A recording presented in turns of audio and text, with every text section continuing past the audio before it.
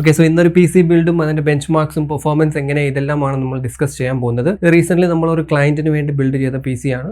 Around 65,000 range ആണ് ഇതിന്റെ complete pricing വന്നേക്കുന്നത്. പി സി ഫുള്ളായി ബിൽഡ് ആയി കഴിഞ്ഞു. ബാക്കിൽ നിങ്ങൾക്ക് കാണാം അതിന്റെ ബെഞ്ച് മാർക്കിംഗ് എല്ലാം നടന്നുകൊണ്ടിരിക്കുകയാണ്. സോ എനിവേസ് യോഡോൺ ടെക്നോ ഫാക്ടറി വിത്ത് മീ സുമോ, തുടങ്ങാം.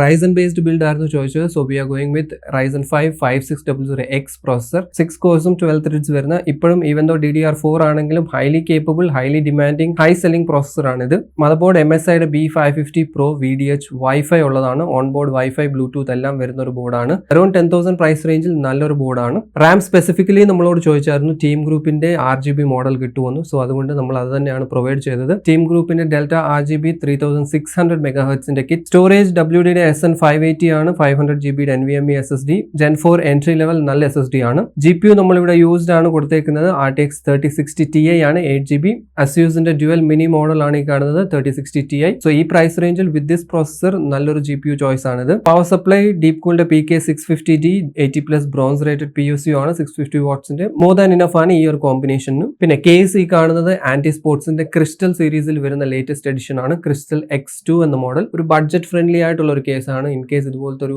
കൈൻഡ് ഓഫ് അക്വേറിയം അല്ലെങ്കിൽ ഗ്ലാസ് ടൈപ്പ് കേസ് നിങ്ങൾ നോക്കുന്നുണ്ടെങ്കിൽ ഒരു ബഡ്ജറ്റ് എൻട്രി മോഡലാണിത്. 3 ARGB ഫാൻസ് പ്രീ ബിൽഡ് ആയിട്ട് വരുന്നുണ്ട് ഇതിൽ. ആൻഡ് എക്സ്ട്രാ എയർ ഫ്ലോക്ക് വേണ്ടി, എയർ ഫ്ലോ ഇങ്ങനത്തെ ക്യാബിനറ്റ്സിൽ ചെറിയൊരു കൺസ്ട്രെയിൻ ആണ്. സോ ഈ കേസിന്റെ കാര്യം നോക്കുവാണെങ്കിൽ ബൈ ഡിഫോൾട്ട് 3 ഫാൻസും എക്സോസ്റ്റ് കോൺഫിഗറേഷനിലാണ് വരുന്നത്. സോ അതുകൊണ്ട് തന്നെ 2 അഡീഷണൽ ആയിട്ടുള്ള ഫാൻസ് ബോട്ടമിൽ നമ്മൾ കൊടുത്തിട്ടുണ്ട് ഇൻടേക്കിന് വേണ്ടി. ഇപ്പൊ ഞാൻ റെക്കമെൻഡ് ചെയ്യുന്നത് ഇതുപോലത്തെ കേസ് എടുക്കുന്നുണ്ടെങ്കിൽ എയർ ഫ്ലോക്ക് വേണ്ടി ഒരു 2 ഫാൻസ് താഴെ വെക്കുന്നത് ബെറ്റർ ആയിരിക്കും. 2 നോർമൽ ഫാൻസ് ആണ്, ബ്ലാക്ക് ഫാൻസ് ആണ് വെച്ചേക്കുന്നത്. അതും ആന്റി സ്പോർട്സ് ബ്രാൻഡിൽ തന്നെ ബഡ്ജറ്റ് സീരീസിൽ വരുന്ന കാർബൺ സീരീസിലെ 2 ബ്ലാക്ക് ഫാൻസ് ആണ് കൊടുത്തേക്കുന്നത്. ആൻഡ് നോർമൽ കേസുമായിട്ട് കമ്പയർ ചെയ്യുമ്പോൾ ഈ കേസിന്റെ ബോട്ടം പോർഷനിലും ഫുൾ പെരിഫറേറ്റഡ് പാനൽ ആണ് വന്നേക്കുന്നത്. അതുകൊണ്ട് എയർ ഇൻടേക്കിന്റെ പ്രശ്നമില്ല. താഴെ 2 ബോട്ടം ഫാൻസ് വെച്ച് കഴിഞ്ഞാൽ എയർ നല്ല രീതിയിൽ തന്നെ അകത്തോട്ട് എടുക്കും. ആൻഡ് കൂളർ ആക്ച്വലി ഇതിൽ സ്റ്റോക്ക് കൂളർ കൊടുക്കാനായിരുന്നു നമ്മൾ പ്ലാൻ ചെയ്തത്. ബിക്കോസ് ബഡ്ജറ്റ് കൺസ്ട്രെയിൻഡ് ആയിരുന്നു. ഒരു എക്സ്ട്രാ കൂളറിനുള്ള ബഡ്ജറ്റ് ഇല്ലായിരുന്നു. ബട്ട് ഇവിടെ നമ്മൾ ഡെലിവറി ഡേറ്റിന്റെ കാര്യം പറഞ്ഞപ്പം ഫൈനലി ഒരു ഡേറ്റ് പറഞ്ഞായിരുന്നു, ഈ ഡേറ്റിനുള്ളിൽ ചെയ്യാൻ പറ്റുമെന്ന്. ബിക്കോസ് പുള്ളിയുടെ ബർത്ത്ഡേ ആണ്, ഈ PC ബിൽഡ് ചെയ്ത ആളുടെ ബർത്ത്ഡേ ആയിരുന്നു ആ ഡേറ്റിന്.